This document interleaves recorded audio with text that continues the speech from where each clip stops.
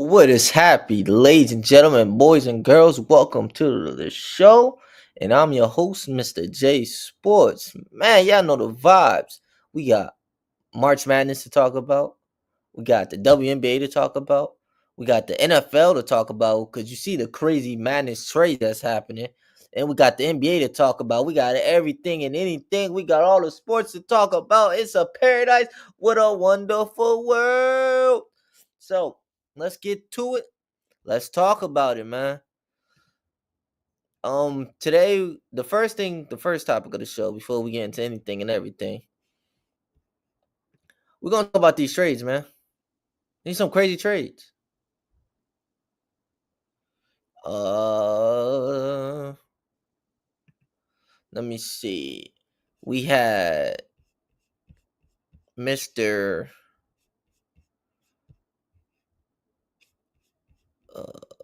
Why can't I find it? Now I can't find what I'm looking for. Shaking my head. What a wonderful world. We're gonna start from March Madness right now.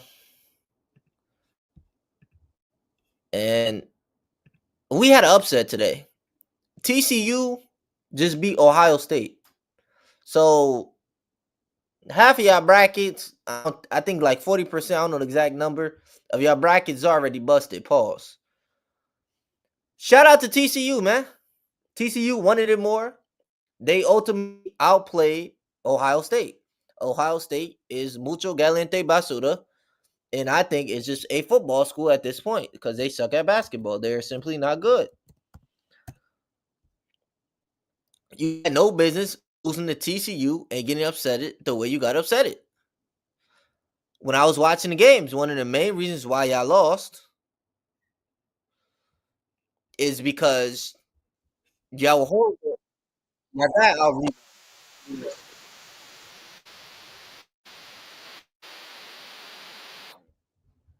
y'all got out rebounded. Rebounds were 38 rebounds to 32. So you got simply out rebounded. What really hurt them was the offensive rebounds. We have 12 to 6. So TCU basically doubled your offensive rebounding. Defensive rebounds, y'all were dead even. Another thing that hurted Ohio State a lot is that they shot horrible from three. 26%. Shout out to Bruce Thorin for messing up my parlay. I took you for points and assists. You only got 14. I need you to get over 23 and a half. But let's hit near here or there. Bruce Thorin took 9 shots. John Mobley Jr. took 17 shots. He took the bulk of the shots. Another problem they were having, they let TCU get hot from three in this little weak zone they were playing. They shot 39% from three. When you're shooting 39% from three, I mean, I don't know what to tell you. You're more likely going to lose this game. That first half was sloppy. TCU just put their foot on the gas. And ultimately, Ohio State had no answer for them at all. Not one answer. It was basically a team effort. You had Xavier Edmonds giving you 16, David Punch giving you 16, Michael Robinson had the most points in this game with 18. Yeah, David Punch also had 16 and 13. Another thing TCU was doing, they were forcing turnovers. They both had 7 turnovers as a team. But ultimately, Ohio State could not get nothing going. Shout out to 9 people in the live right now. Yeah, Ohio State couldn't get nothing going. They just basically got outplayed. 40% of brackets picked TCU to win. So 40% of brackets are already busted. Pause. I mean, they did good. They did what they could, but it looked like Ohio State wanted it more at the end of the day. Another game that I wanted to talk about is this Texas game from yesterday. Duke is on upset alert, 43-32 to Siena. Yeah, if Duke as a 1 seed loses that, there's some conversation to be had. but that's neither here nor there. Shout out to Perryview for winning their first game ever in March Madness. They broke history. Shout out to Perryview. They beat Lehigh 67-55. Shout out to Texas. Texas versus North Carolina State. Shout out to the 25 people that's in here. Texas just dominated this game. NC State was horrible. I mean, when you're getting out rebounded 45-33, when you have a grand total of 12 turnovers to 7, Texas had the more turnovers. It was sloppy basketball, especially with the last 5 minutes. It was sloppy basketball. When you have 2 of your guys foul out that have 5 personal fouls and one guy played 10, the other guy played 23, I don't know how you're going to win this game. This game ultimately came down to execution and who wanted it more. And when you're giving up all these rebounds, 15 offensive rebounds to 7, yeah, you're not going to win many games. Shout out to Texas, man. Shout out to Texas. Shout out to the 14 people in the live. I just want to talk a little college basketball, but let's get to these trades, man. Let me find this trade. We had Jaylen Waddle decided to join Denver. I didn't even know he was on the trade block. I didn't get that memo.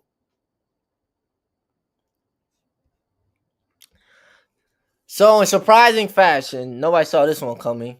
The Broncos are getting Jaylen Waddle. The Dolphins are trading him. A 2026 fourth-round pick, and Jaylen Waddle is headed to the Broncos. And Denver is sending their first-round pick and their late third and fourth to Miami. So now Miami has 2 first-round picks. I think this is going to do a lot for Mr. Bo Nix. He's getting a certified playmaker.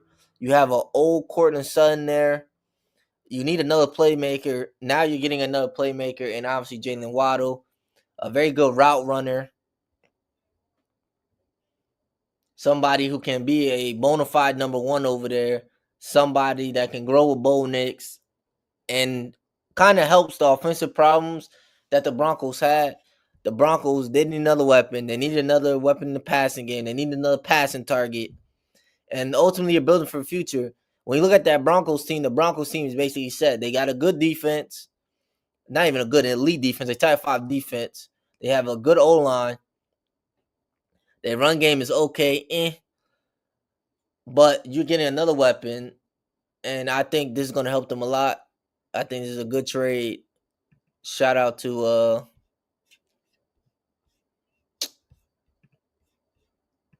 Denver. It weakens the AFC East, which I like that being a Patriots fan, so now I don't got to worry about Dolphins. Because I don't know. You signed Malik Willis, and now what you going to do with Malik Willis? That's what I need to know. What's happening with Mr. Malik Willis now? There was an interesting stat I wanted to show you guys. Let me see. I did screenshot it. Let's see if I could find this interesting stat. It was on about the Dolphins have a very interesting payroll situation. Let me see if I could find what I'm looking for right now. It seems like every day has been a trade in this offseason. Teams are really loading up trying to compete for the Super Bowl. And we all know football is very hard to okay, here goes what I wanted to show y'all. Put this on the screen for y'all. Let me know what y'all think it is, all right? This is the Dolphins' dead money for the season, right? It's over $175 million, which is insane. None of these players are on their roster right now. Tua's gone. Tyreek Hill's gone. Tyreek Hill was a free agent. Actually, yeah, the Dolphins released him, I believe. Jaylen Waddle's gone. Jalen Ramsey, Minka, Bradley Chubb, Teron Armstead. Imagine getting fired from your job, but you still getting a check for them. Because that's basically what's happening with this Miami Dolphins. You owe them money. You got to give them money, but they're not on your roster. So you paid these players for them not to be on your roster. The Tua one is insane. Because you're eating 50 plus million on a quarterback that's not even on your roster. Tyreek Hill and Jaylen Waddle is insane too. So at this point, I feel like y'all just eating dick. It's gonna be a tough rebuild. If you're a Miami fan, it's gonna be a tough rebuild for y'all. No, I'm not gonna lie. Cause y'all about to have some dark years. You lost Mike McDaniels as your head coach. You lost Tyreek Hill, which was your best receiver. You lost Jaylen Waddle, your second best wide receiver. The only play you got really that's left is Achan. I don't know what more is supposed to happen. What are you gonna do? It's gonna be tough for you, Miami Dolphins fan. Y'all gonna see some ugly days. It's gonna be dark for y'all, man. And then with that trade, what them trading away Jaylen Waddle, now it shakes up the draft. Because if we're looking at the draft for the NFL, let me see a mock draft.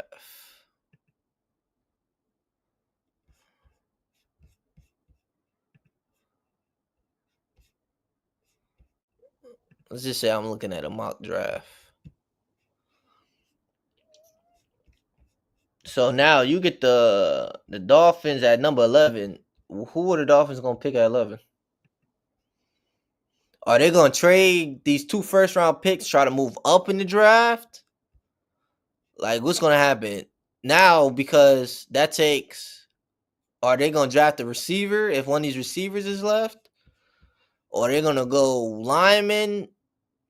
Are they gonna draft Jordan Tyson? Are they gonna draft Makai Lemon? Where are they going? Are they gonna get Caleb Downs?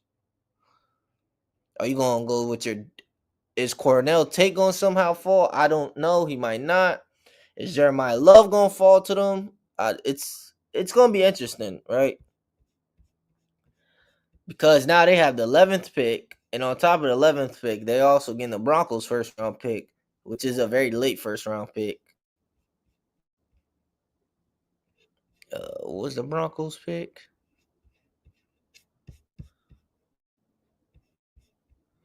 Oh, you're getting pick 30. So,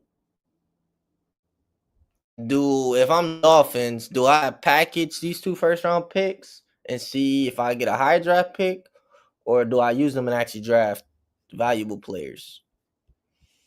Very interesting.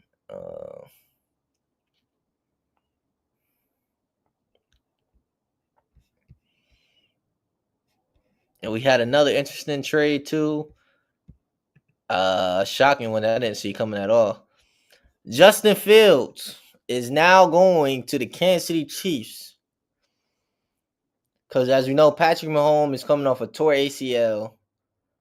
I mean, you're giving Justin Fields a fresh start. I personally don't think he's a good quarterback. I think he's mucho caliente basura, but that's neither here nor there.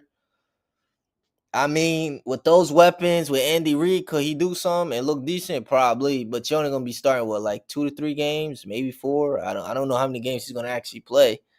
But he said that he was preferred. His preference was to go to Kansas City. I think Justin Fields at this point in his career, where he's just looking for a fresh start, trying to let teams know, hey, I'm not as trash as I think I am. I can actually be a starting quarterback in this league. And then, with that being said, guess who went to Justin Fields? I mean, we'll see how this goes. I don't think he's going to get. He'll play 4 games at the most.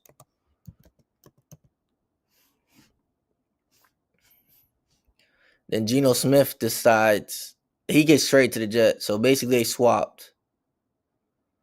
So the Raiders traded Geno So basically, the Jets lost Justin Fields, or traded Justin Fields away for a late 6 or 7 round pick, one of them late round picks, for them to trade for Geno again to have his second stint. I don't know what the Jets are doing. I mean, they did boost up their defense. They got DeAndre. They traded for DeAndre Sweat. They have Minka Fitzpatrick back there now. They got Joseph OC. You got Kingsley. I don't know how to say his last name. You got an old Demario Davis getting paid 2 years, $22 million is insane work. David Omata, Nashawn Wright, and David Banton. So they basically are bolstering up their defense, which I get. I understand. Shout out to 13 people alive right now. They're bolstering up their defense. Now you add Geno Smith.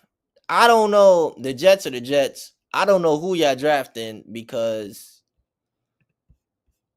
the quarterback, Trinidad Campbell, I think that's the brother's name.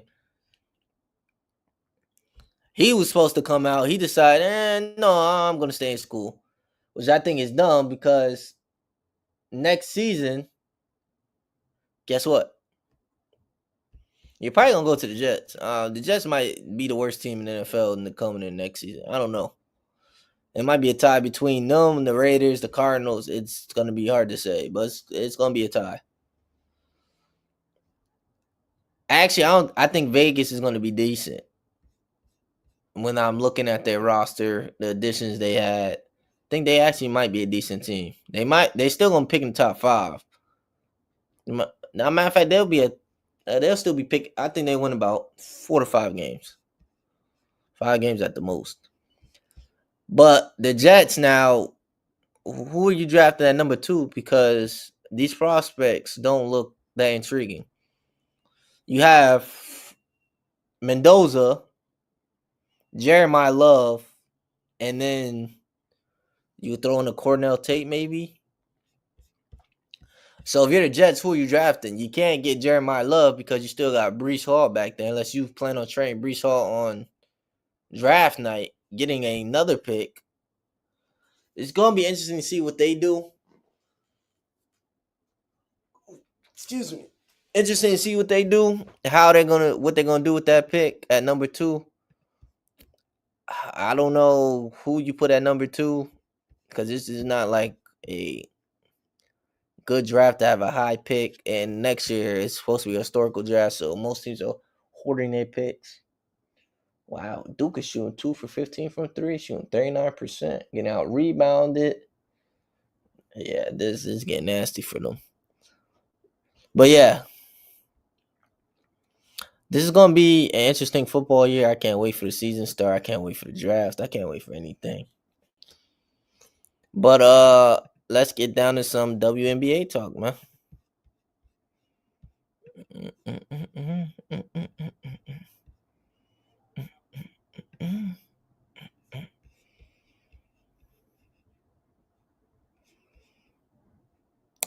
Actually, I want to play this clip real quick. I'll run it back.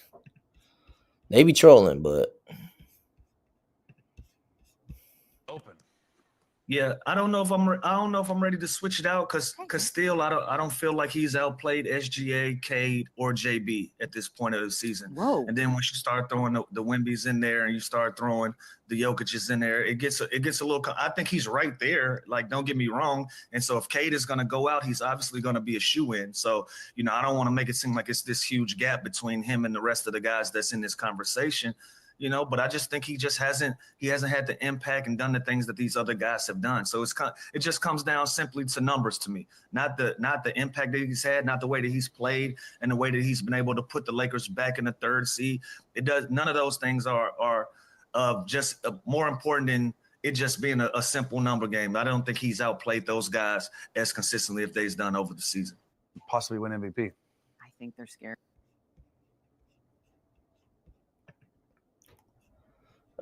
So Lou Well basically was saying that he feels like Luka hasn't outplayed SGA, Cade, or Jaylen Brown this season. He's saying he hasn't had the impact, none things that these other guys have done. So Lou Will says the MVP race comes down to numbers. Most people think he's crazy and he's getting a lot of flack and backlash and disagree. But this is what I will say. He has a point. When we're comparing Luka to SGA clears. That's not like a conversation. He's better on the offensive end. He's a better shooter, a better playmaker, a better defender. What are we talking about? No conversation there. Then you can look at Cade. I mean, if you want to be an efficiency merchant, I ain't going to stop you. But I think Cade has outperformed Luka this season. When I'm looking at what the Detroit Pistons are doing, when I'm looking at the numbers he's putting up with lesser help around him, his second best player is Jalen Duren, who's basically just a lob threat. That's who his second best player. He's playing on a team with not a lot of spacing. They don't have many good shooters around Cade. He's not in the best situation, but yeah, he's making the best of it.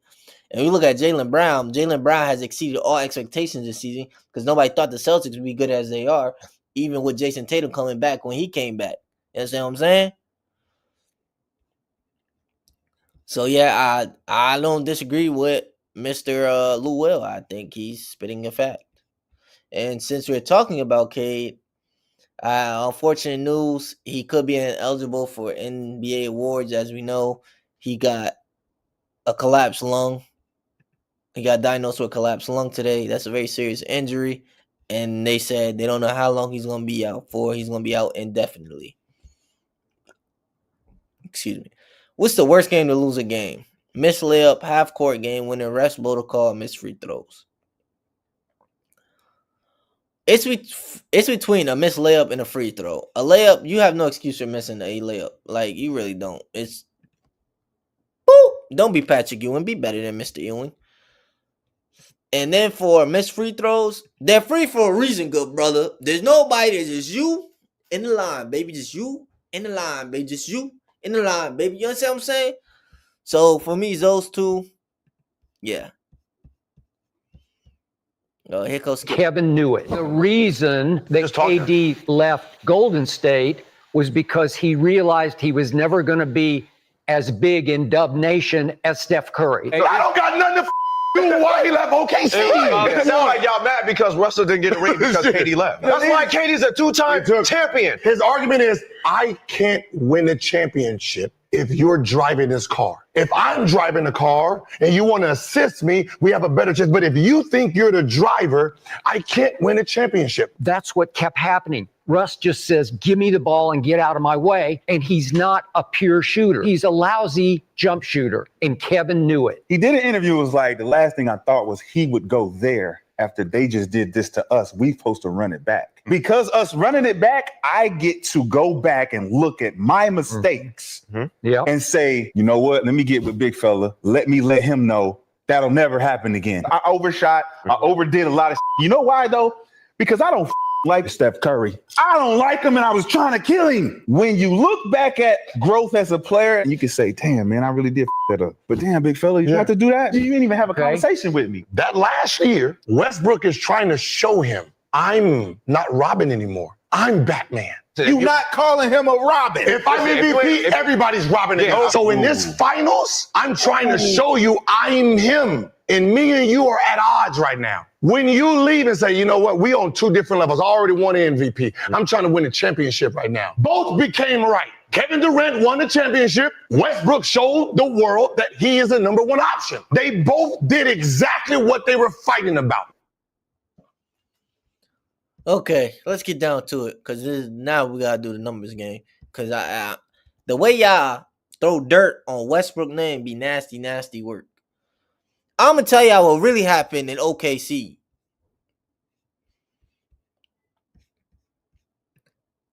Once James Harden left that team, got traded off the team, right? That team had they did not put, if you look at OKC when they had the big three, they did not put the capable team and players around Westbrook and KD. They did not go get them shooters. They did not go get them other shot creators. So most of that offense was heavily relied on Russ and KD. Once James Harden get traded away in 2015, I believe is when he got traded away. Is it 2015? No, he didn't get traded away. And when did James Harden leave?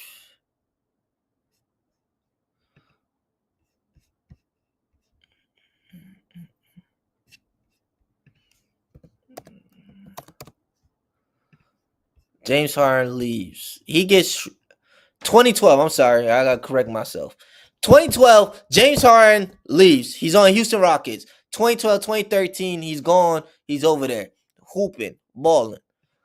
Now, let's go at these rosters that they put around KD and Russ.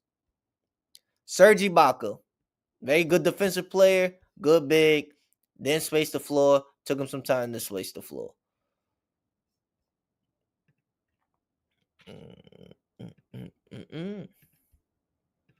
Let me we're gonna go through these rosters together. We're gonna look at these rosters together, look at their numbers and all that. Cause this is nasty how we trying to blame Russ for KD being mid. This is what they gave. They gave Serge. They tried to replace with Kevin Martin. He wasn't even starting at the time. It was Russ, Savalosha, KD, Serge, Perk. That's a starting five. Nasty. Look, this 3-point shooting is terrible. Like, what is this? 35%. The only other 3-point shooter they really had was Kevin Martin. And Tabo was okay. Let's go to the next year. KD, Serge, Russ. That's it. You have Reggie Jackson, Caron Butler, Jeremy Lamb. Like, look at these rosters. How you maximizing these two as players? And these are the players y'all getting. Are we serious right now? This is what we doing? You got KD, Russ. KD actually gets hurt this year. So let's forget that year. 2015, 2016. KD, Russ, you got Steven Adams, Deion Waiters, Robinson, who is an offensive liability. The next best player, Serge Ibaka, is giving you 13 points. So you got KD giving you 28. You got Russ giving you 23, and then you got 12. Randy Foye was giving you no. And then you had Ernest Freedom, a.k.a. Ernest Cantor, who was giving you 12. And this is what you got to go against.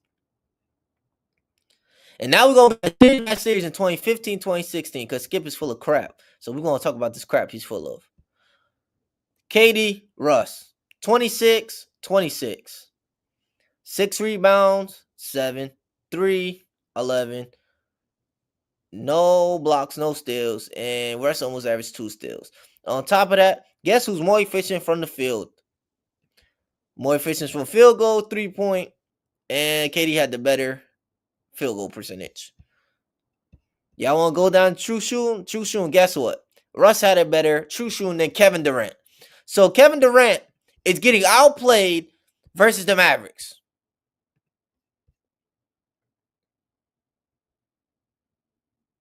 So now we're going to go to the Spurs. KD shooting terrible from 3. Russ shooting terrible from 3. 50% from field, 37. He's putting up 28, 6, 7. Russ is putting up 25, 6, 5, and 2 steals. So Russ is basically the better offensive player in this series and the better defender than KD. So he's getting outplayed once again. Sure, KD averaged more, was more efficient. Yeah, sure, whatever. But Russ is the primary playmaker, and he's a better defender. Nice try, buddy. Then we go to Golden State. This is a 3-1 lead. And this is where it gets tricky with this 3-1 lead. Because this game 5, he had 40. Shout out to KD. He did good. This game 6 and 7, this way it gets spooky. Game 6. 29 points from Kevin Durant. 1 for 8 from 3. Shot 12% from 3. 7 rebounds, 3 assists. Russ, 28 points. 5 turnovers, 11 assists, 9 rebounds. He almost had triple-double in this game. Shot terrible from 3. Shot 37 from the field. So he was more efficient than Kevin Durant. So game 6, Russ did what he could. Now let's go to game 7, where it really gets disgusting. It gets filthy in this game. KD has, shout out to KD, he got 27. Shot 52%, 42 from 3. Russ had 19. He shot terrible from the field. He put up 13 assists. And he had 2 steals. Serge Ibaka put up 16. Roberson had 4 points. This whole team shot terrible. 2 for 11, 4 for 11, 5 for 11, 7 for 21, 10 for 19. Man, these numbers is insane. So when we talk about these two players, when they played together, I don't care what y'all say about Russ. Russ did what he's supposed to do. We're talking about a guy who's a shooting guard who had to learn to play point guard. He's giving KD the ball, but KD's not doing what he needs to do. He's not scoring at the clip he needs to score. Does Westbrook make bonehead plays? Yes, he 100% does. I understand that. You understand that. I'm not against that. But during his time with KD, there are plays where he's giving KD the ball. KD can't score. He's giving the ball back to Russ. They're playing hot potato. So I don't know what you want Russ to do in that type of situation. The real reason why KD left, and he talked about this, is because they did not build around those two players a championship caliber team. You were up 3-1 to the Warriors. Both of your 2-star players played. Mucho Galente, Asura, and that's in the story. That's it. There's no excuse for neither one of them. They both played bad. So because both of y'all played bad, KD says, you know what? I'm out of here. Peace. I'm going to Golden State. KD could go to Golden State. He wins 2 rings. Shout out to him. He goes 3 finals. Good for him. Whatever. I don't give a damn. Them cubic zirconium rings. That's neither here nor there. But then we look at what you did post Golden State. Your career looks real shaky and scary because you're looking like George Gervin with a 3-point shot. Matter of fact, you're looking like T-Mac with a couple rings. Shout out to my boy Genius for that comparison. You go to the Nets, you team up with Kyrie, James Harden. That don't work out. Y'all fail ultimately. Don't even make conference finals. Then you go to Phoenix. A team with you, Bradley Beal, Devin Booker. Don't even make the playoffs, son. Y'all don't even make the playoffs. How y'all not make a playoffs with those 3 players? Y'all don't even make a play-in, playoffs, none. Just completely miss at it. Then we go to this season. Somehow the Houston Rockets are worse with you on the roster than they was with you off the roster. Which I don't understand. So when you look at KD not as good as y'all think he is. Outside of scoring at elite level, he do nothing else. What else he do? Y'all tell me what else he do at elite level. Golden State saved his career. Because if it wasn't for Golden State, who knows what KD's career. If it wasn't for Golden State, if let's say KD never wins a ring, is he better than Charles Barkley? Shoot, is he better than CP3 all time? Like when we talk about ringless players, that's the conversation. He's in that type of tier. But it's just disgusting when we just keep blaming Russ. Like, come on, man. We're gonna switch gears to the WNBA. They reached a new CBA. Rookie housing will be provided for all the next 3 years. In 2029, players making $500K or less still qualify for team-provided housing.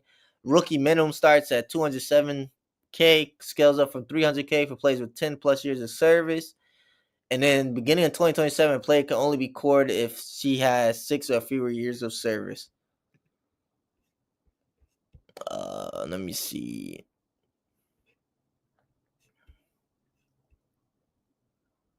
The salary cap is going to be up to $7 million. It's going up to $7 million. It's up $0.5 million in 2025. So that's an increase.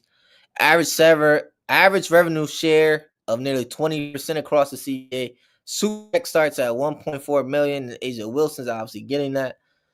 Bronny Williams is making $2 million, and it's a second round that barely plays.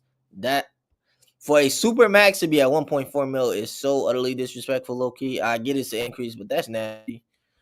Average salary in 600K range, minimum salary above 300K. Minimum was $66,079 in 2025.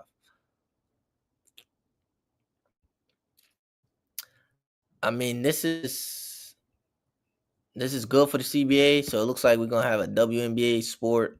We're gonna have a season. Shout out to the W for getting this done. Shout out to all the women out there that got it. They deserve it. They had a historical draft. The sport is growing. Shout out to them, man.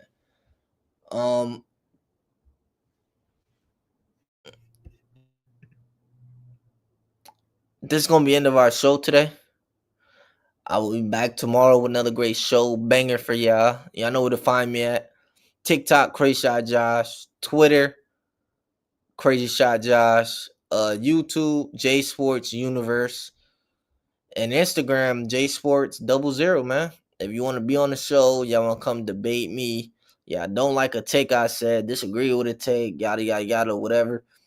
DM me on any of these platforms, and I will come back to y'all. I will let you on the show. One rule, don't be casual. Second rule, be respectful. And y'all already know, I'm your favorite content creator. I'm your favorite TikToker's favorite TikToker. Ain't nobody better than me. Ain't nobody working harder than me. It is what it is. This content space is mine. I'm here to take it over. And on that note, I'm out of here, ladies and gentlemen. Make sure y'all tune in tomorrow for another great show. Y'all be safe out here, man.